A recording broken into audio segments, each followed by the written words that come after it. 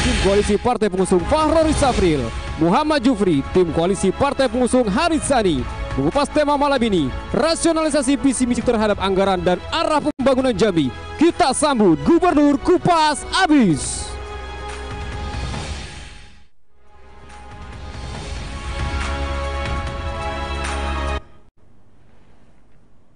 Pemirsa, bertemu lagi dalam acara Kupas Habis Jambi TV 6 November 2020. Acara ini didukung oleh Jambi Independen, Jambi One, Jambi Express, Serikat Media Siber Indonesia, Bungo Televisi, dan lampukuning.id. Malam ini kita mengambil tema rasionalisasi visi misi terhadap anggaran dan pembangunan Jambi. Debat publik pertama calon gubernur Jambi sudah kita dengar dan kita simak visi dan misinya. Semua calon menjanjikan mensejahterakan masyarakat. Tetapi sudah relevankah serta sudah rasionalkah dengan kewenangan dan ketersediaan anggaran yang tersedia? Tujuan visi dan misi setiap calon bukan hanya program yang beraroma pencitraan kepada publik semata, tapi sulit untuk mewujudkan karena ketersediaan anggaran. Nah, untuk membahas itu kita request ulang dulu. Kita beri kesempatan kepada Bapak Khairul Naim Anik. Beliau adalah salah satu direktur tim koalisi, wakil ketua tim koalisi CE Ratu. Pak Khairul, bisa dijelaskan bagaimana visi dan misi CE Ratu ini rasionalisasi dalam ketersediaan anggaran APBD ke depan? Coba bisa dijelaskan, coba jelaskan dulu. Baik, Assalamualaikum warahmatullahi wabarakatuh. Pertama visi, visioner ke depan. Tapi sebelumnya saya kira perlu saya menampilkan potret Cik Endra Bu Ratu dulu ya. Cik Endra sendiri 2 periode bupati dan 1 periode wakil, 15 tahun beliau bergerak di bidang birokrat. Dia paham betul apa yang akan dibuat, apa yang telah dibuat, dan apa yang akan diselesaikan. Ibu Ratu 2 periode mendampingi suaminya Haji Zulkifli Nurdin almarhum sebagai gubernur, biar paham betul bahwa bagaimana cara mengelola negara provinsi ini. Nah, mudah-mudahan Bu Ratu sendiri sebagai istri mantan gubernur ya tentu berpengalaman betul terhadap apa yang telah dilakukan oleh suaminya. Dalam memberikan spirit beliau sangat intens, tetapi di dalam pengelolaan beliau menjauh. Dia tidak mau urusan pengelolaan proyek, dia tidak mau urusan birokrat, dia menjauh betul. Ini satu kelebihan dari Bu Ratu. Jadi pasangan Cik Endra dengan Ibu Ratu mudah-mudahan akan bisa membawa Jambi ini pada 2004 lebih bagus dari sekarang. Nah, kemudian kalau lihat visinya itu sebenarnya gampang saja. Jambi ini cerah pada 2024. Jadi cerah ini bukan hanya akronim Anda, tapi betul-betul menjadi visi beliau bagaimana beliau apabila diberikan amanat oleh masyarakat Jambi, beliau akan membangun Jambi ini secara baik menjadi Jambi cerah pada 2004. Kemudian visi itu didukung oleh visi itu didukung oleh misi. Pertama ya tentu bagaimana meningkatkan ketersediaan pangan kita. Ini penting. Ya barangkali dilalui dengan pemanfaatan potensial lahan tidur ya. Kemudian juga komoditi lokal yang saat ini belum begitu berkembang. Kemudian bagaimana memberikan pelibatan masyarakat di dalam mengelola pemerintah ini. Kemudian membina dan membangun lembaga ekonomi daerah, lembaga ekonomi masyarakat. Yang ketiga, membuat hilirisasi daripada produk-produk unggulan kita daerah. Itu banyak sekali. Dan yang kedua tentu mengefektifkan pemeliharaan infrastruktur yang sudah ada, yang akan ada, dan bagaimana menyambungnya sehingga dia connect di antara satu dengan yang lainnya dan mengarah kepada sentra-sentra produksi. Ini bermanfaat untuk perkembangan produk masyarakat. Yang ketiga, membangun sumber daya manusia, beriman, bertakwa, ekspert, berkualitas, mempunyai daya saing. Selanjutnya juga membangun Provinsi Jambi ini pemerintahan yang bersih dan beribawa, bersih dan clean, ya. Clean government, good governance. Clean government orientasinya adalah tata kelola keuangan yang baik, bersih, bening. Sedangkan good governance orientasinya adalah bagaimana memberikan pelayanan kepada masyarakat secara utuh dan penuh. Pelayanan prima kepada masyarakat. Terus selanjutnya ya membangun hubungan yang harmoni antara umat beragama di Jambi ini. Jambi ini cukup bagus dari dulu, alhamdulillah, mulai selesai reformasi, alhamdulillah kita termasuk daerah teraman, ya. Dan saat ini juga aman. Tinggal kita mendorong saja, mendrive saja agar lebih aman. Bagaimana masyarakat Jambi yang terdiri daripada beragam agama, beragam culture, beragam budaya ini disatukan. Yang terakhir itu adalah bagaimana membangun budaya kita, kebudayaan, pariwisata, olahraga, kemudian hubungan para pemuda, kelompok adat kita, yang semua itu adalah modal kita Provinsi Jambi. Nah, dulu kita pernah nomor 6 waktu PON zaman Pak Zulkifli Nurdin. Nah, ini harus kita rebut kembali. Ini suatu upaya yang salah satu yang direncanakan oleh pasangan Cik Indra dan Ibu Ratu Munawwarah. Sekilas barangkali demikian, mungkin untuk lebih mendalam kita akan bahas selanjutnya. Sekian, terima kasih. Assalamualaikum warahmatullahi wabarakatuh. Oke, kita telah mendengar apa isi visi dan misi oleh CE Ratu 2020 ke depan, itu mewujudkan Jambi cerah gitu. Nah, apa itu Jambi cerah nanti kita bahas selanjutnya. Tapi untuk kita beri kesempatan dulu kepada Bapak Fauzi Ansori, itu dari tim koalisi pasangan Farahuri Umar Safril Nusa. Pertanyaan sama, Pak, seperti yang dijelaskan. Bisa dijelaskan bagaimana visi pasangan FUSN itu dan dirasionalisasikan dengan ketersediaan anggaran ke depan. Mungkin bisa dijelaskan lebih jauh gitu. Baik, Assalamualaikum warahmatullahi wabarakatuh. Terima kasih Bung Mutadi atas kesempatan diberikan kepada kami juru bicara Farahuri Umar dan Safril Nusal. Yang pertama, bahwa untuk merumuskan visi dan misi itu juga kita harus memperhitungkan indikator-indikator capaian dan sesuatu yang ingin kita capai, karena visi itu adalah sesuatu yang kita capai pada tahapan waktu yang ditetapkan. Dalam hal ini konteks calon gubernur ini atau pemerintahan di pusat, daerah dan provinsi dan daerah ini kan 5 tahun, ya. Jadi sesuatu yang ingin kita capai dalam kurun waktu 5 tahun. Oleh karena itu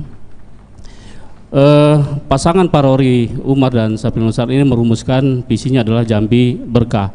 Sebenarnya tidak ada rumusan di dalam teoritis yang secara akronim dipanjang-panjangkan gitu, ya. Seperti cerah tadi ya disampaikan oleh Pak Hairul Naim. Kebetulan saja ini mengambil suatu keberkahan. Jadi Farahuri Umar dan Safril Nusal ini merumuskan Jambi Berkah. Tapi esensinya adalah ada spirit yang akan dilakukan oleh pasangan gubernur, calon gubernur kita untuk membangun Provinsi Jambi ke depan ini, yang hanya waktunya hanya tidak 5 tahun, tidak seperti biasa seperti yang lalu kita bahwa jabatan gubernur itu 5 tahun. Nah, ke depan informasinya kalau memang undang-undang pemilu ini disahkan nanti, infonya katanya hanya 3 tahun sampai 2024. Oleh karena itu kita merumuskan visi misi ini harus yang pertama dapat terukur, measurable, yang kedua applicable, jadi bisa diterapkan, dan yang ketiga dapat dipertanggungjawabkan atau akuntabel. Oleh karena itu Jambi Berkah esensinya adalah bangun ekonomi rakyat, kreatif dan amanah. Bangun ekonomi rakyat ini sebenarnya janji negara terhadap rakyatnya, bahwa tugas pemerintah di tingkatannya mulai dari presiden, gubernur dan bupati adalah mensejahterakan masyarakatnya. Itu janji di dalam Undang-Undang Dasar 1945 bahwa pemerintah itu wajib untuk mensejahterakan rakyatnya. Oleh karena itu kedua pasangan ini, FU dan SN ini, ingin mengarahkan Jambi itu untuk mendapatkan keberkahan melalui bangun ekonomi rakyat, kreatif dan amanah.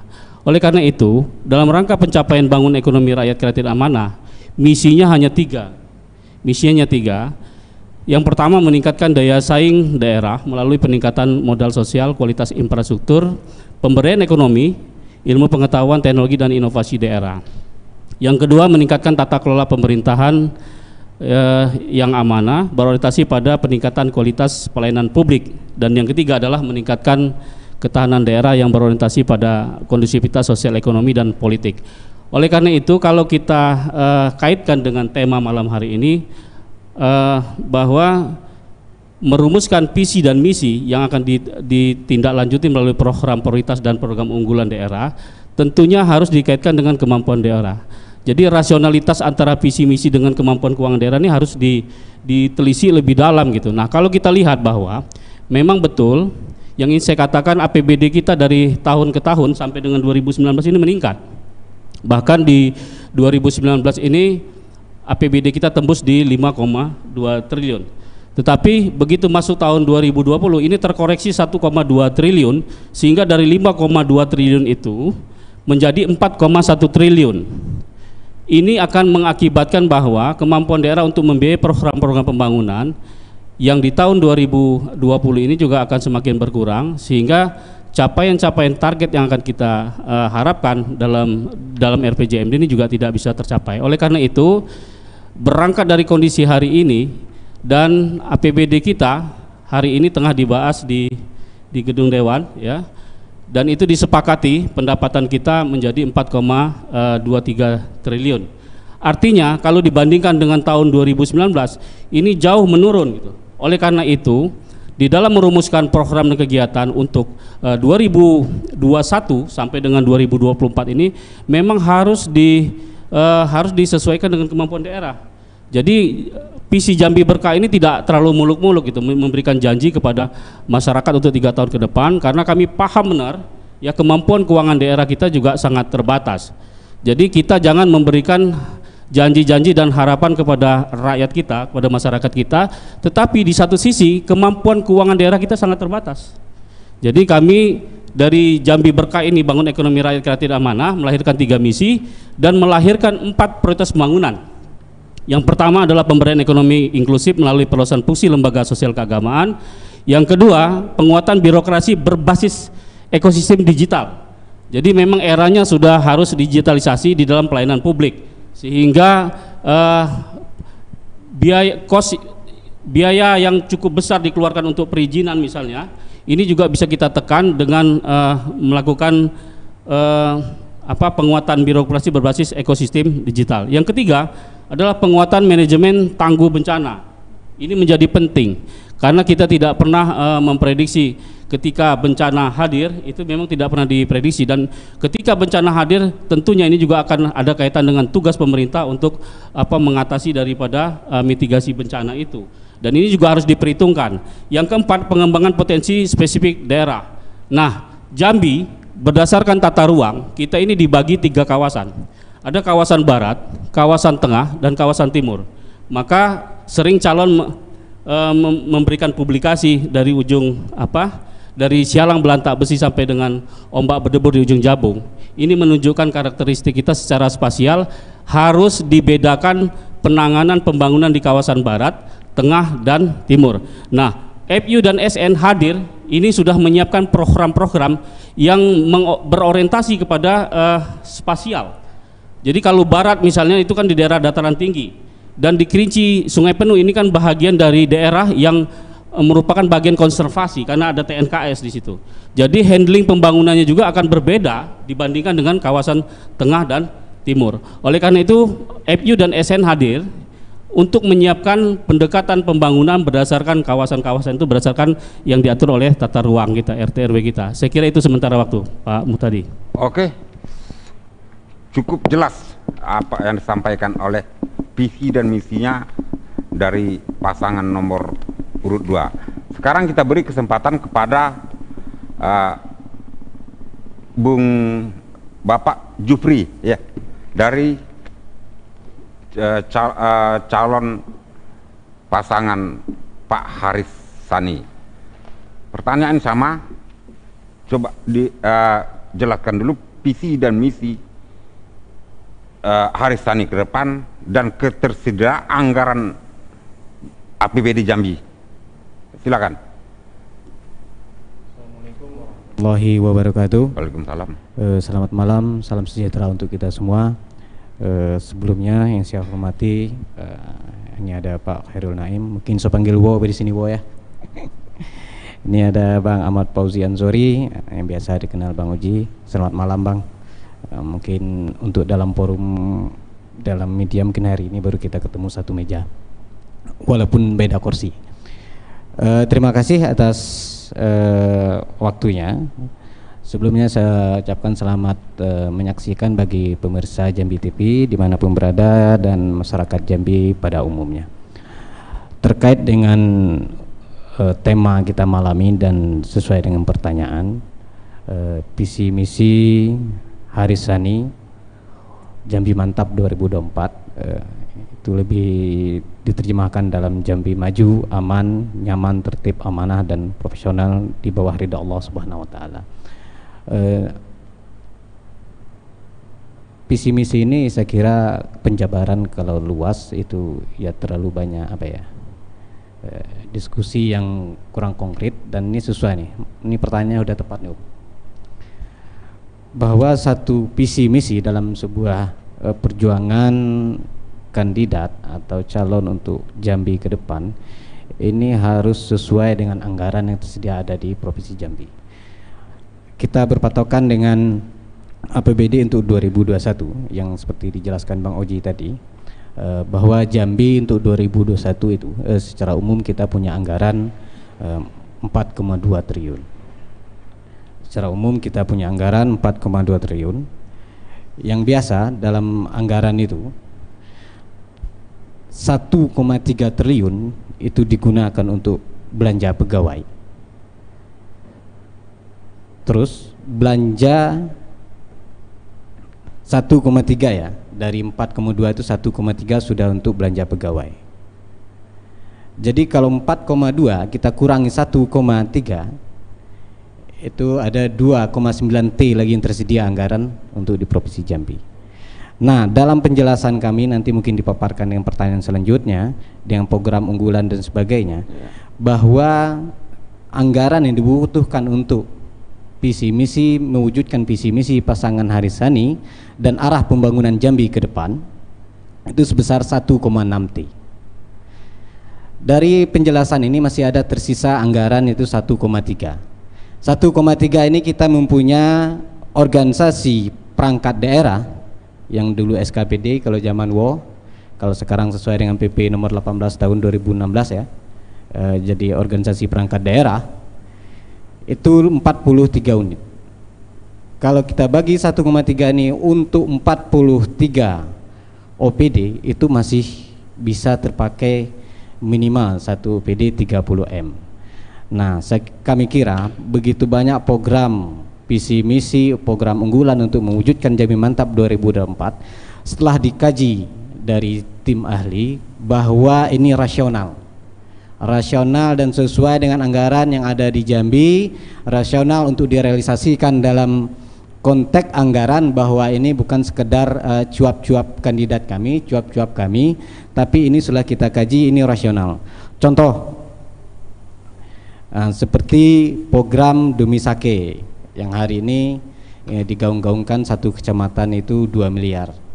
Kalau kita punya 141 kecamatan seprovinsi Jambi, berarti setahun kita mengeluarkan 282 miliar untuk kecamatan saja. Nah, ini penjabarannya Terus juga keuangan untuk membantu ke desa atau kelurahan. Kalau yang setelah lalu yang hari ini berjalan itu ada 60 juta per desa atau kelurahan. Nah, untuk ke depan insya Allah kalau Harisani ditakdirkan Allah untuk memimpin Jambi ke depan, maka kita akan tambah sebesar 40 juta menjadi 100 juta per desa atau per kelurahan. Nah, ini saya kira kita lebih fokus ke realisasi anggarannya. Nah, itu salah satu contoh. Terus juga seperti karena hari ini COVID, penanganan COVID, terus juga program habis COVID ini ada istilahnya pemulihan ekonomi. Itu di sini mungkin disingkat kami pakai usaha kredit menengah, tapi ada khususnya hari ini bahwa Indonesia disebut sebagai salah satu negara yang mendapatkan namanya bonus demografi. Bonus demografi itu di mana suatu negara bahwa anak mudanya itu melimpah. Anak muda itu lebih banyak dibanding usia yang sudah tua.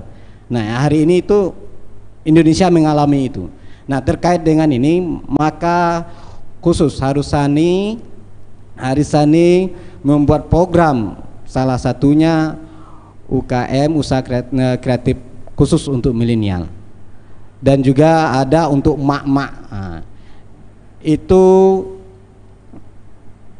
dalam setiap tahunnya ada 3.000 unit nanti dalam satu UKM itu nanti direalisasi dengan bentuk kartu itu ada 10 juta. Dalam setahun kita ada bisa jadi 30 miliar. Ini begitu banyak penjabaran yang kecil, tapi secara umum setelah kami hitung-hitung bahwa dari 4,2 APBD Provinsi Jambi dengan belanja pegawai itu 1,3 dan nanti program Harisani untuk merealisasikan visi misinya itu menghabiskan 1,6 dan SKPD kalau zaman dulu OPD kalau hari ini itu masih bisa memakai dana kurang lebih 1,3 dan menurut kami ini sangat rasional. Saya kira ini bisa ya. Logis baik bagi kita maupun masyarakat Jambi pada umumnya. Mungkin untuk sementara demikian. Oke, nanti bisa kita tanggapi, tapi kita beri kesempatan kepada Pak Khairul Naim dulu, bahwa salah satu yang dapat kita dengar bahwa visi dan misi adalah peningkatan jalan, nanti tidak adil, nol lobang, begitu kata calon Bapak. Kemudian ada nama juga per desa itu 200 juta. Nah, yang ingin saya tanyakan, bagaimana peningkatan jalan itu kan membutuhkan dana yang banyak. Itu bagaimana? Apakah bisa dijelaskan seperti apa itu nanti? Dari mana diambil dana saja? Baik, terima kasih. Tadi telah disampaikan visi misi ya. Visi ini ke depan dan diikuti oleh misi. Nah, saya kira memang kita mendasarkan realistis begitu kan. Tetapi kalau kita berhitung pada awal, pada ini perjalanan ke depan panjang, ya kita akan stagnan. Jadi visi itu adalah sebuah planning panjang yang kita buat dari sekarang untuk ke depan. Oleh karena itu jangan berorientasi pada anggaran sekarang. Di sini perannya kepala daerah. Kalau hanya tergantung kepada APBD, ya memang kita agak boleh dikatakan ya terkungkung lah dalam anggaran itu. Cuman di sini perannya bagaimana mencari investor, bagaimana mencari hubungan yang lain, yang kerjasama yang baik, yang menguntungkan masyarakat daerah. Ini yang penting ya. Kreativitas itu disinilah perannya kepala daerah itu. Jadi tadi dikatakan infrastruktur mengefektifkan pemeliharaan. Ini pemeliharaan, penataan ya. Di sini ya anggarannya memang disesuaikan dengan yang ada. Ya kita tidak bisa berhitung Pak Pung tadi. Ya sekian ini tidak bisa kita. Karena ini planning ya. Bagaimana caranya nanti mungkin ada terobosan inovasi daripada kepala daerah. Nah itu juga bertahap sampai 5 tahun. 4 tahun sekarang ya. Begitu juga misalnya ada 2 janjinya calon kita Pak Chandra dan Ibu Ratu mengenai pasca dalam masa menghadapi COVID ini kan 200 juta per desa. Nah ini diharapkan mampu ini mengobati masyarakat. Itu bisa digunakan untuk bermacam sesuai dengan kepentingan desanya, dikelola oleh desa. Nah bagaimana anggarannya, di sinilah kita tidak bisa menghitung sekarang karena ini akan modifikasi terus dan akan berkembang, mudah-mudahan ke depan kita lebih banyak. Nasional pun sebenarnya anggaran begitu. Jadi intinya yang penting di dalam perencanaan visinya ini pertama tadi kan mengaktifkan komuniti daerah. Kita ini kan sebenarnya bahan tambang kita banyak sekali loh. Batu bara, semen itu belum dikelola. Kemudian ada lagi minyak ya. Kemudian tembaga dan lain-lain, emas ya. Itu sebenarnya belum terkelola secara baik. Kemudian juga bahan baku kita. Gini, mungkin nanti kita lanjutkan lagi. Ya. Saya akan kembali setelah yang satu ini.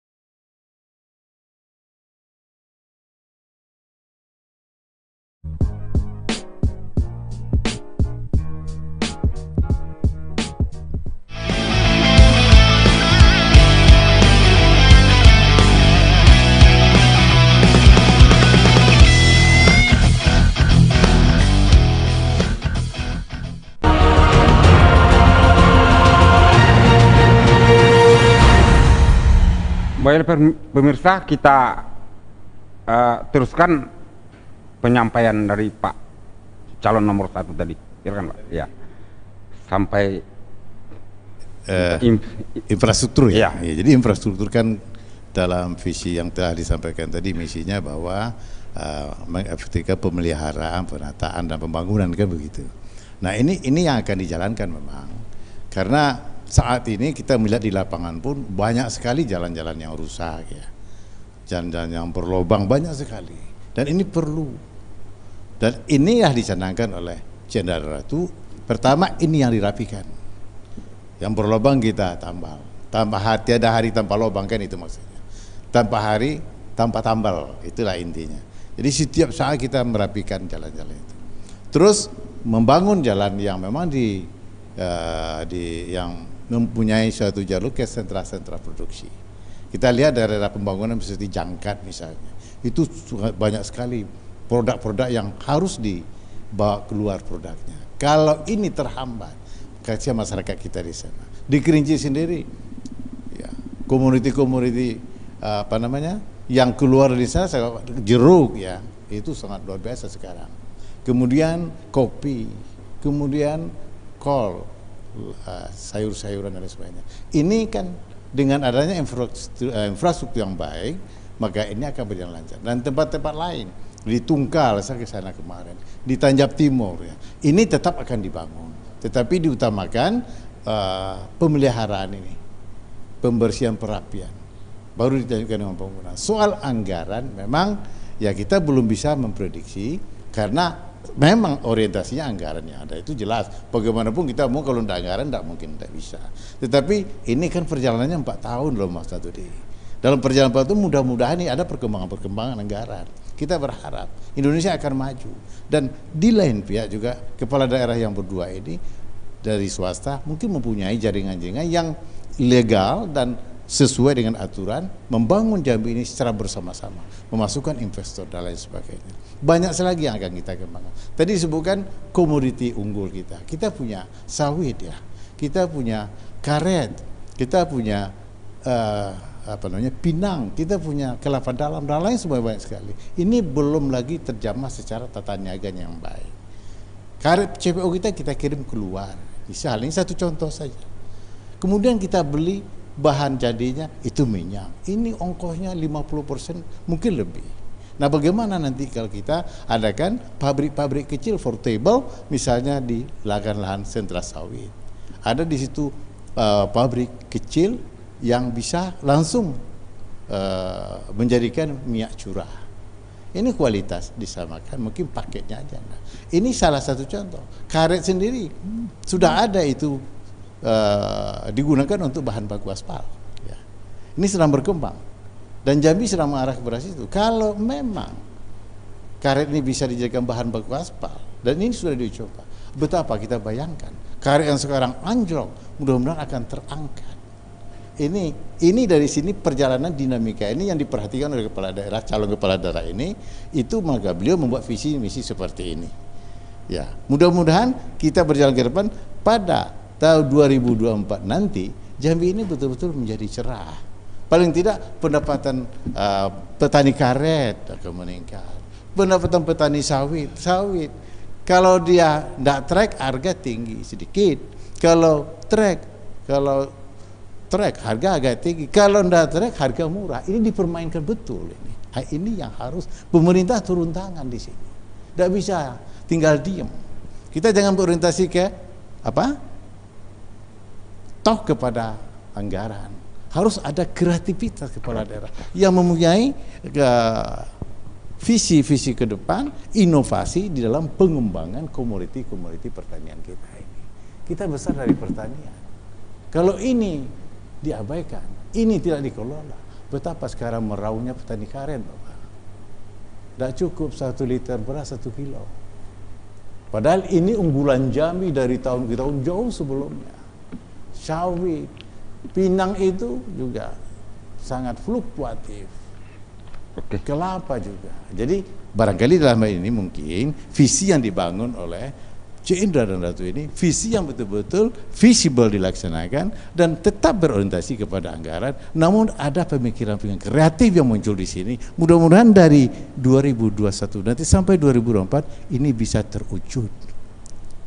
Begitu Pak Mutadi. Oke, mungkin kita beralih kepada Pak Fauzi. Pak Fauzi, tadi disampaikan bahwa saat ini Bapak juga salah satu anggota Dewan sedang menyusun anggaran. Nah, tadi disampaikan oleh tadi sekian dikurangi sekian, sekurangnya sekian. Nah, kata itu rasional. Bagaimana? Coba ditanggapi yang ini dulu, Pak. Ya. Baik, terima kasih Bung Mutadi. Saya justru alhamdulillah ini Pak Bang Hairul Naim ini sudah secara tidak langsung mendukung berkah ini, karena dia menyebutkan masalah pemimpin itu harus kreatif. Saya sepakat itu. Siapapun gubernurnya besok harus kreatif. Artinya ini sudah bagian dari doa, semoga berkah ini juga bisa lanjutkan pemerintahan ini sampai dengan 2024. Nah, saya ingin mengomentari yang disampaikan oleh Bang Hairul Naim ya. Ya. Saya ingin katakan di sini bahwa kalau tadi programnya tidak nol ya, jalan berlubang nol itu rasanya mustahil gitu ya. Saya ingin katakan bahwa panjang jalan kita ini 1032,5 km. Kalau tadi diarahkan kepada pemeliharaan saja, tadi Bang Hairul Naim mengatakan paslon 1 ini tadi, saya kira kalau dengan asumsi 2 miliar per kilometer kita membutuhkan anggaran tidak sedikit, hampir 2,64 triliun gitu. Sementara yang ingin saya katakan hari ini, dan kami baru saja membahas RAPBD 2021 melalui KUAPPAS-nya, PU saja di 2021 anggaran cuma 210 Bang. Manalah mungkin gitu dengan anggaran 210 miliar itu kita bisa memelihara jalan di 1032,5 km. Artinya ini program tidak rasional. Lalu kemudian pemimpin harus kreatif mencari sumber-sumber anggaran. Jelas bahwa jalan itu ada sifatnya gitu ya, ada jalan nasional klasifikasinya ya, mohon maaf koreksi bukan sifat, klasifikasinya adalah jalan nasional, jalan provinsi dan jalan kabupaten. Tidaklah mungkin anggaran APBN itu menangani jalan provinsi ya. Kemudian sesuai dengan kewenangannya, jalan provinsi harus diurus oleh APBD provinsi. Itu saya katakan tadi Bang Hairul Naim, berbeda dengan 5 tahun yang lalu gitu ya. Anggaran PU itu tahun 2019 tembus di 1 triliun Pak. Masih mungkin kita melaksanakannya itu. Tetapi setelah dikoreksi APBD kita dari 5,2 menjadi 4,2, terkoreksi 1 triliun. Artinya kita harus memfokuskan kepada belanja wajib yang harus dilakukan oleh pemerintah. Kita juga tidak bisa mengawang-awang perencanaan kita. Jadi saya ingin koreksi nih. Kalau nanti jalan berlobang itu tidak berlobang sampai dengan tahun 2024, rasanya tidak mungkin. Itu yang pertama. Yang kedua, saya belum melihat nih Bang Hairul Naim, visi Jambi Cerah ini maksudnya apa gitu. Visi itu adalah sesuatu yang ingin kita capai dalam kurun waktu tertentu. Artinya kalau tadi disampaikan visi paslon 1 adalah visi Jambi Cerah, cerah yang bagaimana yang ingin kita capai di 2021 gitu, meskipun tadi ada misi-misinya gitu ya. Nah, ini menurut saya juga perlu kita menyusun program dan kegiatan itu secara rasional gitu. Yang paling harus kita lakukan ke depan dalam konteks APBD ya adalah bagaimana kita menggali potensi-potensi PAD yang baru gitu, bukan sumber-sumber yang biasa kita kutip seperti pajak kendaraan ya, kemudian retribusi.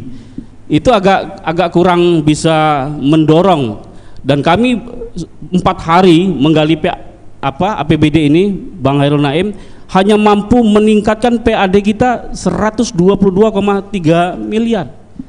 Artinya kalau 4,027 miliar APBD tahun 2021 itu hanya bisa kami dorong sampai dengan 4,38 triliun. Nah, ini kalau kita distribusikan, sekalian saya menanggapi yang disampaikan oleh Adinda Jupri tadi, bahwa sesungguhnya belanja pegawai kita itu hampir mencapai 1,8 triliun Pak.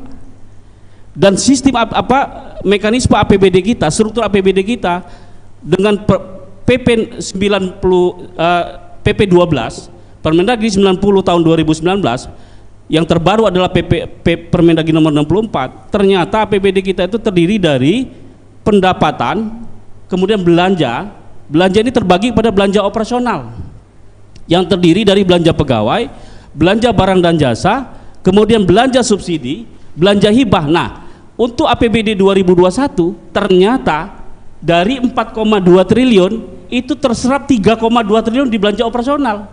Belanja modal kita hanya 397, 210-nya ada di PU. Belum lagi kewajiban kita mentransfer. Akibat kita menerima pendapatan dari pemerintah pusat dan pendapatan dari pajak kendaraan, kita harus mentransfer kewajiban pemerintah provinsi itu kepada kabupaten kota 734,7 miliar. Jadi kalau kita lihat dengan potret APBD kita harus menyusun program itu yang rasional. Bung tadi. Iya. Nggak bisa kita mengawang-awang kita membuat ini, apalagi tadi membantu Dumisake. 2 miliar per kecamatan kali 148. Total anggaran itu 296 miliar, Pak. Belum lagi tadi Adinda Jupri mengatakan bahwa kita bantu dana desa 40 juta, kita dorong sampai dengan 100 juta. Kalau 40 juta saja dikali 1.399 desa, bengkaklah ini pengeluaran yang didistribusikan ke kabupaten kota, sehingga apa yang menjadi kewajiban provinsi untuk membangun sesuai kewenangannya tidak terbiayakan. Jadi kita hati-hati juga. Terlebih tadi Bang Hairul Naim mengatakan akan kita bantu 200 juta per desa, akan ada 276 miliar yang kita distribusikan uang APBD yang 4,2 tadi ke seluruh desa yang ada di Provinsi Jambi. Dan ini menurut saya perlu dikoreksi, Bang. Jadi kita harus menyusun program itu harus rasional, jangan irasional. Karena menyusun perencanaan itu paling tidak syaratnya juga measurable, dapat diukur. Jangan tidak diukur. Yang kedua, dia bisa diterapkan. Yang ketiga, bisa dipertanggungjawabkan.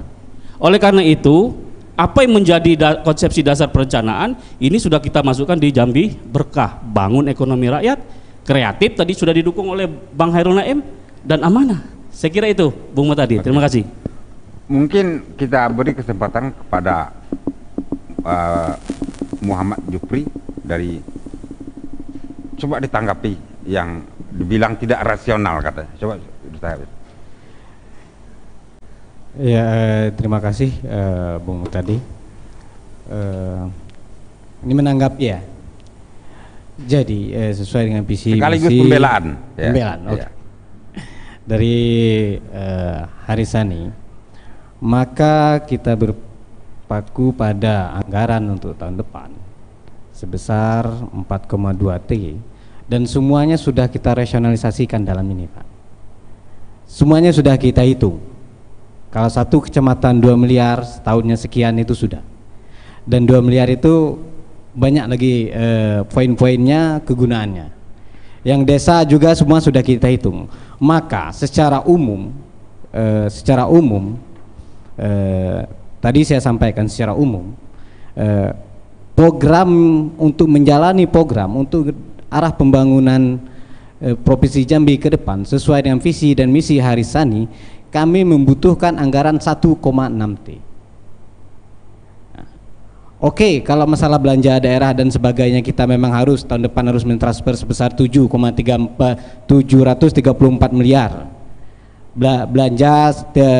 Belanja operasi 3,3 T. Dan secara umum program-program yang kita luncurkan ada programnya bersifat prioritas untuk mewujudkan visi misi Harisani, semuanya sudah kita hitung dan secara umum sudah nampak di sini. Kita membutuhkan 1,6 T untuk menjalankan program itu, dan anggaran dengan 4,2, dan itu tidak semuanya harus selesai tahun depan, Bang. Ada program mungkin seperti yang disampaikan Pak Hairul Naim, masalah jalan itu kan harus nggak bisa selesai 1 tahun. Tidak ya. Harus 20 tahun 21 22 ya, bisa gitu. Nggak mesti. Ini juga untuk tahun depan kan kita nggak bisa dari awal tahun, ya toh. Minimal kan pertengahan kalau perubahan, paling yang sesuai aja, yang nggak sesuai kan harus minimal kan pertengahan ke atas.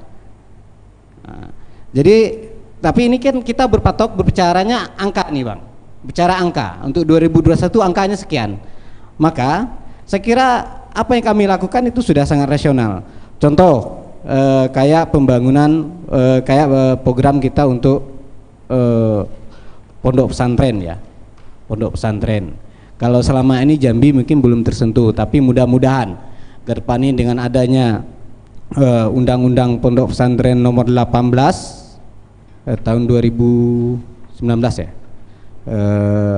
Nanti ada perda pergub untuk di Provinsi Jambi. Nah hal-hal seperti ini setelah kami hitung secara umum itu sangat rasional, sangat masuk gitu. Saya kira tidak ada angka yang melenceng sesuai dengan anggaran yang ada di Provinsi Jambi untuk ke depan. Kalau mungkin jelasnya untuk menanggapi itu dulu ya. Kalau yang lain nanti ya. Oke, terus sementara gitu Bung. Oke, mungkin tadi disampaikan katanya mana mungkin. Nah, ini kata mana mungkin, Pak. Coba dibela, pembelaannya gimana? Dan membela Pak, ya. Jadi menjelaskan ya. Bahwa saya dengan Adinda Pak Uji tadi perasaan dalam pembahasan anggaran APBD saya di DPR dulu waktu saya pimpinan dulu, anggota pimpinan. Tapi harus kita pahami bahwa sebenarnya ini kan visi misi ya. Tidak terpatok kepada anggaran 2021. Tapi bagaimanapun seorang kepala daerah harus mampu menyesuaikan anggaran yang ada dengan pembangunan yang akan dibangun. Nah mungkin frekuensinya beda. Kalau tadinya jalan mau dibangun 2 kilo, bisa mungkin 1 kilo. Kalau yang tadinya mau diperbaiki dirapikan 10 kilo, bisa 5 kilo. Toh kalau tidak dilakukan di dalam visi misi ini, tentu kita pasif ya. Maksudnya demikian. Betul memang anggaran itu menjadi patokan, betul. Tetapi ada anggaran-anggaran nasional juga turun ke daerah Pak. Seperti anggaran kontingensi, anggaran tambahan yang banyak sekali, saya lupa itu. Banyak sekali bantuan, tinggal koordinasinya daerah dengan pusat. Tidak terpatok kepada itu saja. Mungkin kalau jalan sudah terbatas ya, ada pos-posnya tertentu. Tetapi pengembangan sentra-sentra ekonomi itu kan banyak sekali yang akan dibangun. Saya katakan tadi, pabrik-pabrik portable dijanjikan oleh Jenderal dan Ibu Ratu akan dibangun di sentra-sentra ekonomi sawit. Nah ini tergantung bagaimana keseriusan. Saya kira ini visible sekali. Karet itu sudah banyak percobaan kok Pak Fauzi. Banyak, sekarang tinggal menunggu, katanya itu menunggu pengakuan LIPI terhadap kebenaran karet ini bisa menjadi bahan baku aspal. Tetapi banyak daerah-daerah sudah coba. Dan saya pun waktu tim asisten di provinsi pernah 1 tahun. Saya ke daerah-daerah mensosialisasikan itu, ke Merangin, ke daerah mengenai adanya bahan baku karet ini dijadikan jalan aspal. Mudah-mudahan pada waktu nanti Cendra jadi, mudah-mudahan ya, karet menjadi bahan baku. Nah betapa, coba bayangkan bahan baku aspal berapa, anggaran jalan infrastruktur kan banyak itu Pak Fauzi ya. Saya boleh komentar nih? Ya. Sebentar. Jadi saya kira juga hal-hal yang sudah dilakukan oleh Pak Rory Umar yang hari ini menjadi bupati tidak usah diulang lagi Pak Bang, karena implementasi campuran karet ke aspal itu sudah dilakukan oleh Pak Rory di tahun 2019 dan 2020 ini gitu. Sudah dicoba. Jadi ketinggalan dong programnya. Ketika Pak Rory sudah melakukan, Cendra baru akan melakukan setelah jadi gubernur. Ini tolong dikoreksi. Karena kami ada di DPR, saya ketua Komisi 3 dan kami sudah melakukan studi banding ke Bandung, ke pusat penelitian jalan di Bandung yang kemudian memberikan rekomendasi kepada pemerintah Provinsi Jambi untuk tahun 2019 itu sudah dilakukan sepanjang 1,6 kilo. Barangkali artinya, kita berebut ya. Jadi program-program yang sudah ada itu sudah ketinggalan. Seharusnya yang dijual program-program baru Bang. Bukan ketinggalan. Kalau sudah ada syukur, tapi kan dilanjutkan ya toh. Lebih bagus. Kalau tadi kualitasnya kurang, kita tingkatkan, kan begitu. Kalau tadinya frekuensi kecil, kita tinggikan. Itu aja masalah. Kita tidak contoh-mencontoh. Saya seru pengalaman juga sedikit tentang itu. Terus mengenai sawit, mengenai bahan-bahan komoditi lainnya, itu akan dikembangkan. Ini ekonomi kerakyatan. arah yang disampaikan oleh Cendra Ratu itu adalah bagaimana ini yang ekonomi rakyat ini yang akan ditingkatkan. Karena ekonomi rakyat ini akan membantu pembangunan daerah. Kalau yang lain-lain itu sudah terstruktur semua, telah terpos-pos ya. Kreativitas kepala daerah di tingkat pada peningkatan ekonomi kerakyatan. Segitu. Jadi kalau saya sampaikan kesimpulan bahwa apa yang disampaikan realistiskah? Realistis. Kalau Pak Fauzi mengatakan tidak realistis, silakan saja. Mari kita lihat, coba kalau terpilih Cendra itu pasti realistis, insya Allah. Kalau tidak penuh ke atas, penuh ke bawah. Ya. Tapi yang jelas berjalan kan? Ya. Ya namanya kepala daerah begitu. Ya saya kira demikian. Kita tidak mempertanggungjawabkan, tidak berdebat. Ya. Cuma menyampaikan hal yang real. Ini cita-cita, visi itu visioner, cita-cita ke depan, diikuti dengan misi. Nah mudah-mudahan ini tercapai 2024 cerah. Cerah itu masyarakatnya Jambi ini sejahtera. Paling tidak dari yang sekarang sejahtera, insya Allah, semoga. Oke. Satu lagi nih kalau Ya, cerita silakan. sejahtera, kan ada indikator kesejahteraan itu. Sebenarnya yang akan dilakukan Pak Rory Safril Nusal ini jika Allah izinkan menjadi gubernur, kita membuat program itu sangat rasional dan realistis. Apa yang menjadi kewajiban pemerintah hari ini? Pelayanan dasar, pendidikan, kesehatan, ekonomi, infrastruktur itu pelayanan dasar dan hari ini masih bersoal gitu. Lalu kita linkskan dengan kemampuan keuangan daerah, kita susun program-program. Maka prioritas pembangunan Pak Rory Safril Nusal jika Allah izinkan menjadi gubernur hanya 4. Karena kami sudah menghitung potensi keuangan daerah gitu. Jadi tidak mengawang-awang gitu. Janganlah kita memberikan janji-janji apa mulu kepada masyarakat ya. Ketika kita juga nanti setelah jadi gubernur tidak bisa menunaikan janji itu. Ingat RPJMD, janji politik itu masuk ke RPJMD dan itu dibahas ke DPR gitu ya. Nah oleh karena itu juga siapapun jadi gubernurnya nanti, saya kira juga kami di Dewan juga punya kewajiban untuk mendalami visi misi itu. Oleh karena itu, karena Demokrat adalah partai pengusung Pak Rory Safril Nusal, saya bersama tim juga bersama-sama untuk merumuskan visi ini agar semua yang kita lakukan selama 3 tahun lebih, bukan 4 tahun ya, 2021 sampai 2024. 2024 itu 12 Februari, artinya tidak sampai 4 tahun. Oke. Jadi dengan waktu yang singkat, kemampuan keuangan yang daerah terbatas, kita harus menyusun program-program yang betul-betul rasional dan tidak memberikan janji-janji kepada masyarakat. Ya. Oke. Ya, boleh saya sedikit lagi ya. Nah, ini Kita waktunya sudah break. Oh iya, Nah, iya, iya. Nanti seperti Baik. ini. Kita sudah mendengar bahwa apa yang disampaikan calon sama, semuanya ada, pendidikan, infrastruktur semuanya ada. Tapi bagaimana menerjemahkan nanti itu yang menjadi. Tapi untuk membahas itu saya akan kembali setelah pesan-pesan berikut ini.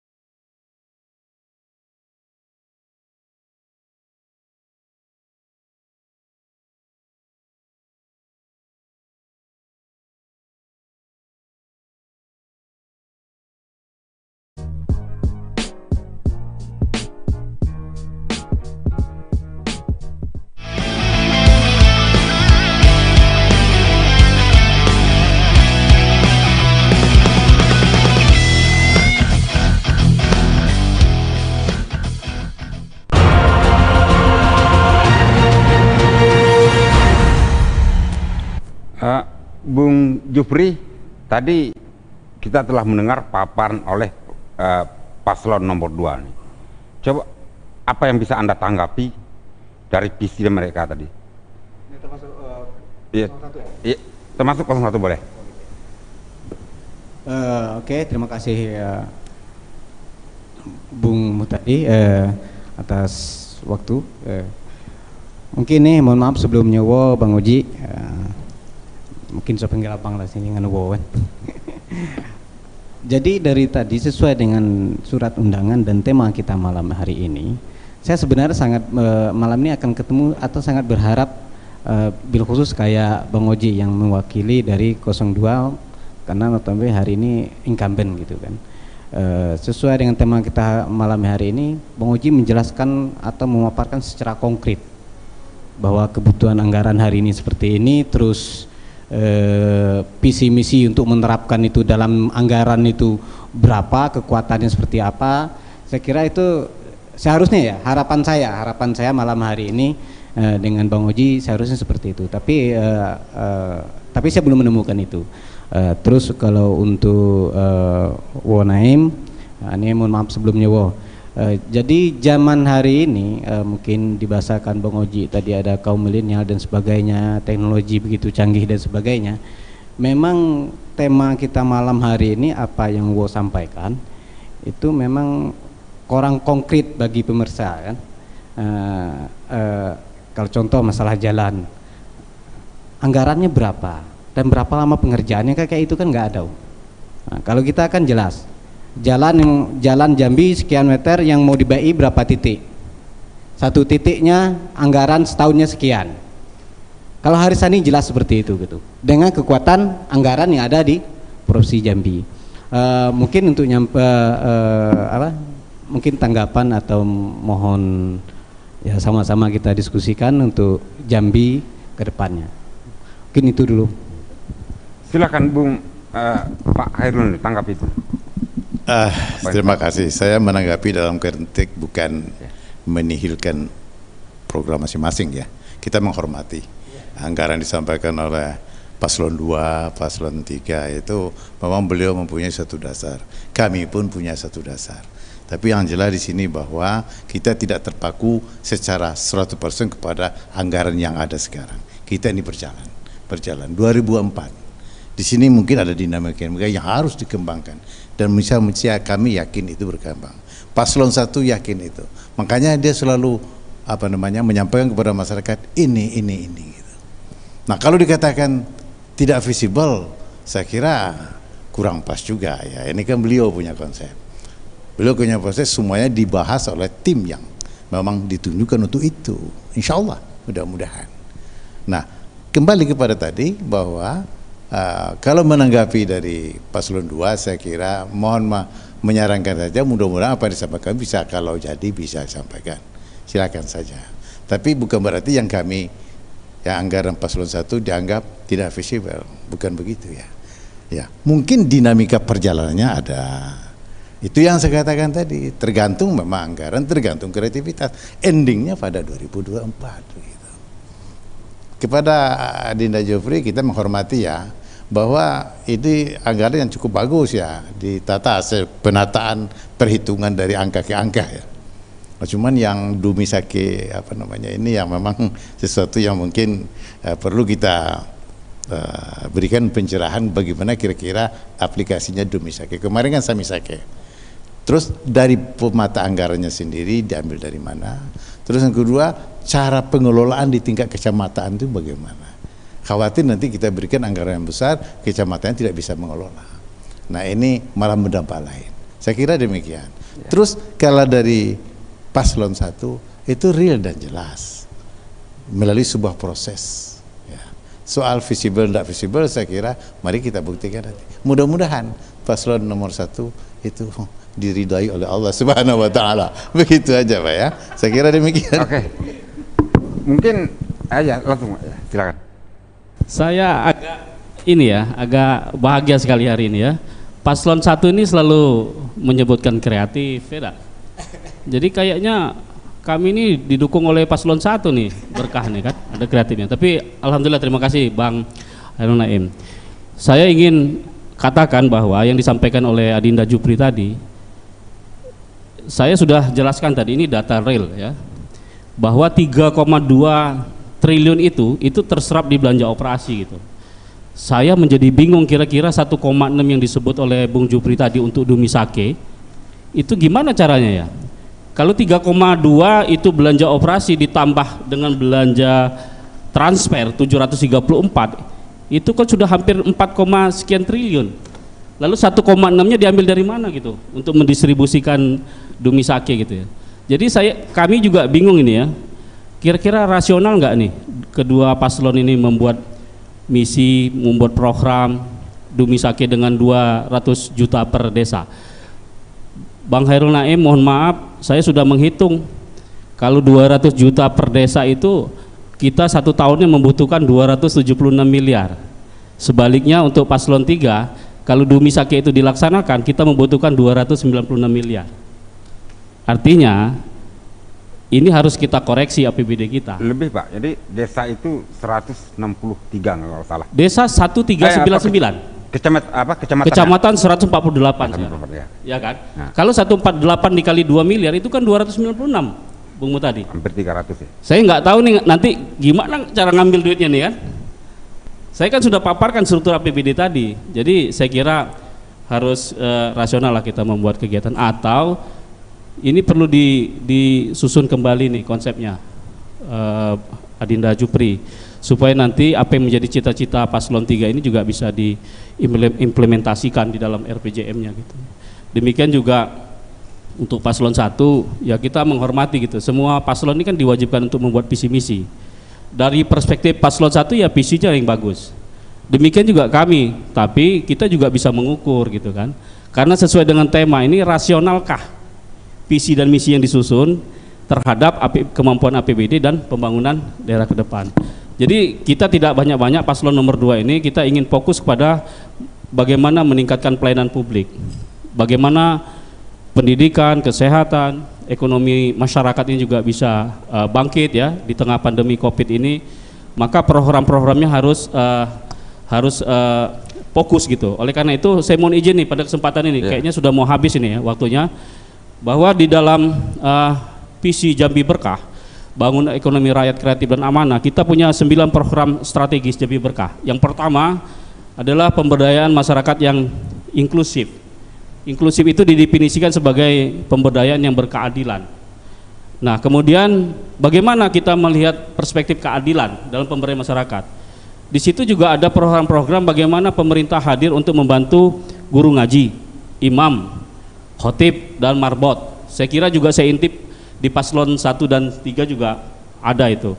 Kedua, bantuan modal wirausaha untuk milenial, ibu-ibu dan kelompok rentan. Saya intip juga di paslon 3 juga ada tuh, ekonomi milenial dengan emak-emak ya.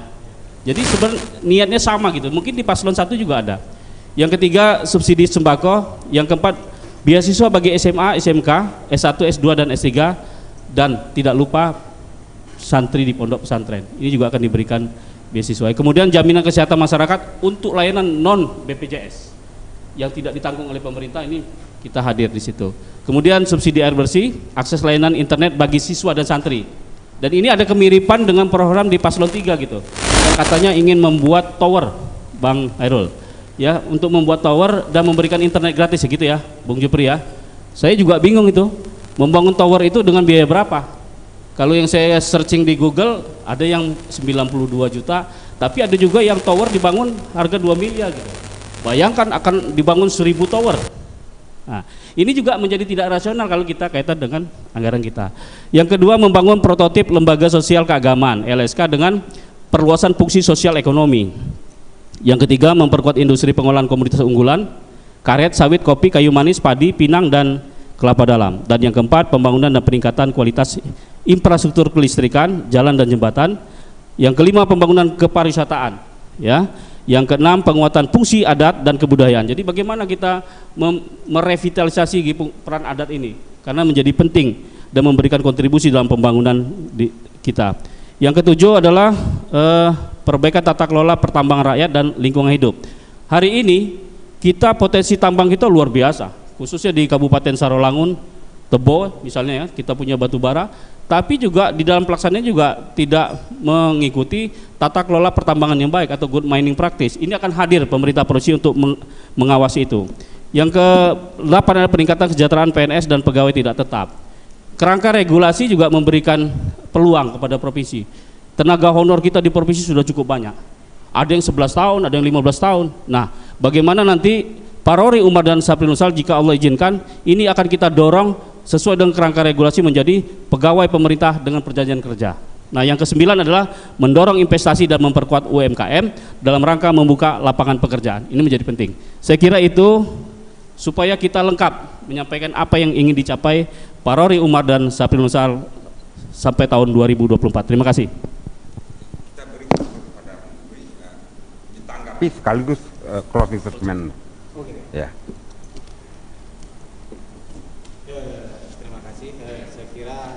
Mungkin apa yang saya ungkapkan agak sekali lagi saya ulangkan bahwa seharusnya malam ini saya harus dapat gambaran, mungkin saya sama dengan pemirsa yang ada di rumah atau ada dimanapun. Seharusnya sesuai dengan tema kita malam hari ini kan merealisasikan visi misi dalam anggaran dengan anggaran yang ada di Provinsi Jambi hari ini.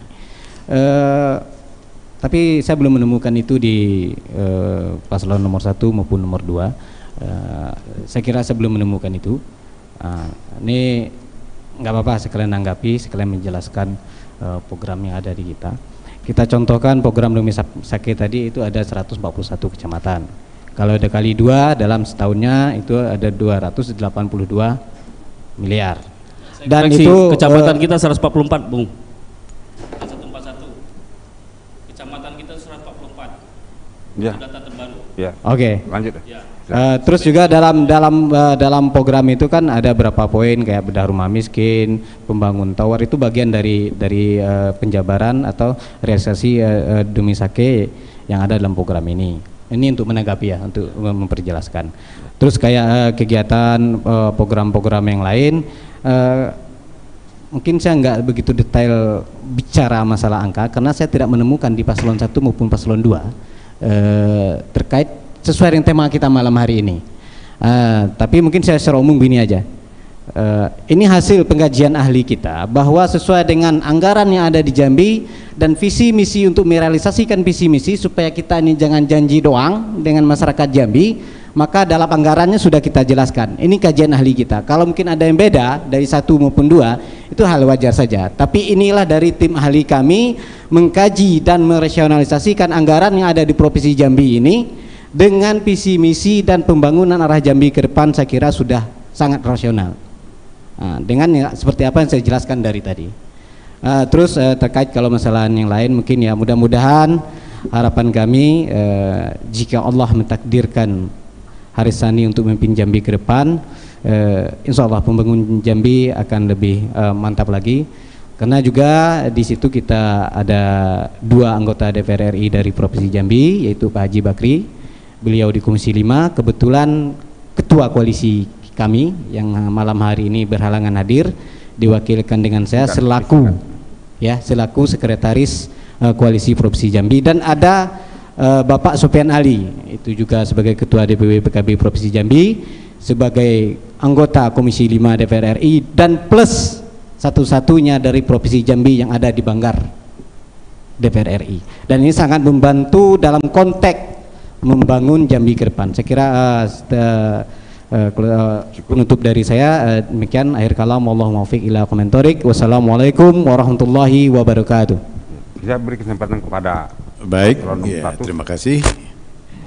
Bahwa sebagaimana telah disampaikan tadi, visi kita Jambi Cerah pada 2024, di mana didukung oleh visinya meningkatkan ketahanan pangan daerah yang ditopang oleh pengoptimalan daripada potensi lahan tidur. Kemudian pemberdayaan kelembagaan ekonomi masyarakat daerah, kemudian pelibatan masyarakat secara langsung, kemudian hilirisasi dari produk-produk unggulan, lalu kemudian yang kedua mengefektifkan pemeliharaan, peningkatan dan penataan infrastruktur, itu yang disebut tadi penguatan jalan provinsi nol lubang. Terus yang ketiga mengefektifkan pemeliharaan peningkatan tadi. Yang keempat, peningkatan kualitas sumber daya manusia yang berasal kepada imtak, iman, bertakwa, sehat, bahagia, berdaya saing, dan responsif terhadap gender.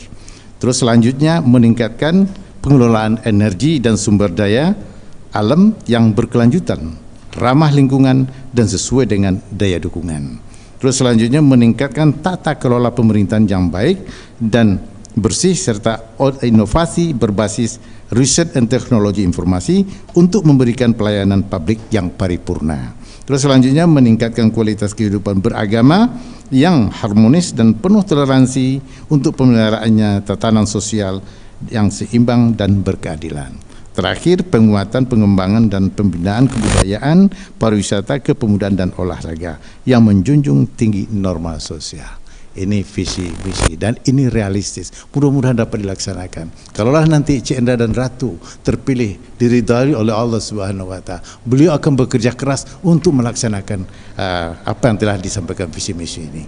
Dan ini kalau program umum banyak tidak bisa kami sampaikan. Terus yang terakhir, kami juga menyampaikan ucapan maaf daripada ketua koalisi yaitu Bapak Edi Purwanto yang mungkin ada halangan sangat tidak bisa dihindari sehingga beliau mempercayakan kepada saya untuk hari ini. Oke. Demikian barangkali sebagai closingnya, ya Cik Endra Ratu mudah-mudahan cerah. Amin. Oke. Pemirsa, tadi kita sudah dengar paparan oleh 3 kandidat kita yang semuanya untuk mensejahterakan rakyat. Tapi yang pasti arah atau kebijakan dari pemerintah kita saat ini, negara dalam kondisi hampir bangkrut. Yang penting bisa mempertahankan kehidupan rakyatnya sudah cukup. Jadi jangan berhayal dulu infrastruktur, mungkin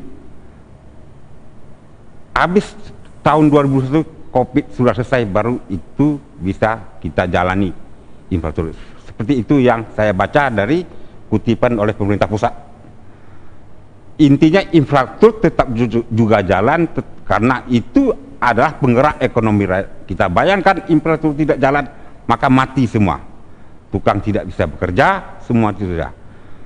Pemirsa, visi dan misi haruslah menjadi janji yang dipenuhi, bukan harapan yang menambah kekecewaan. Visi dan misi harus disesuaikan dengan prioritas kehidupan masyarakat dan potensi untuk dilaksanakan. Dalam hal ini tentu kemampuan daerah dalam mewujudkan pokok utama kemampuan anggaran daerah. Para calon jangan membuat program yang hanya beraroma pada pencitraan publik. Saya Muhtadi Putra Nusa beserta kru Jambi bertugas mohon undur diri, sampai jumpa di lain kesempatan. Salam.